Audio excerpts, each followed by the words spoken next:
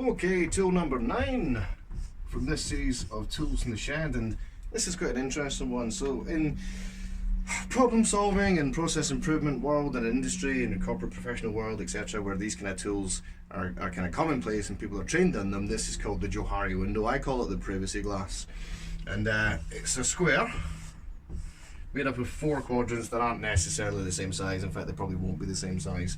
Might look something like that. Alright, so you got 4 sections of the window there. And what this is about is how much people can see through that window. So this is the privacy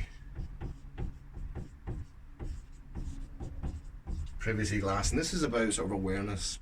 So for the purposes of this, let's call this top section here things that you know and others know. Right? Common knowledge out there in the world. I'm Scottish, I'm Chris, I wear a hat. That's in that box. Then over here you'll have things that you don't know, but others do.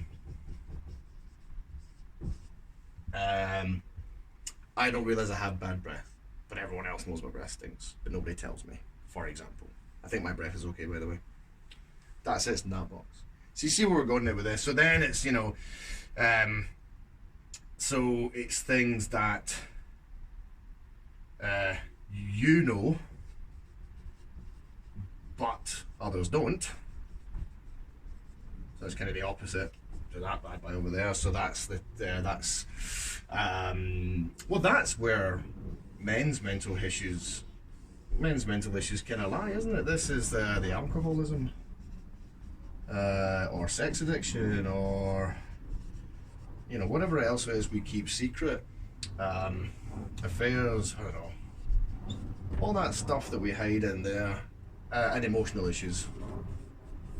We know we've got emotional issues, but other people don't necessarily. And this is kind of where a lot of the danger around mental health lives.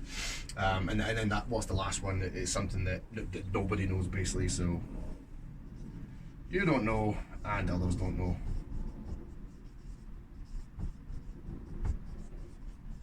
Extra, what do they call them? Extenuating circumstances or factors or things that people don't know about, you can't predict.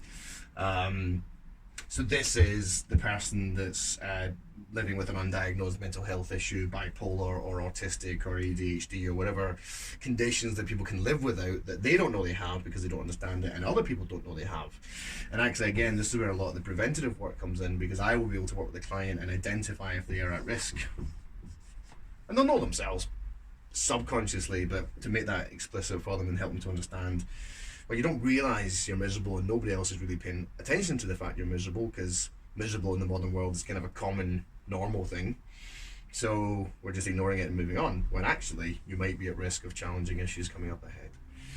So, big part of the game here is, depending on whatever the challenges you're having, is to unlock this, or if it helps to open up and share, which when it comes to emotional issues and mental health, so we keep saying to men, man up, speak, share, tell us what's going on, take responsibility for your emotional health.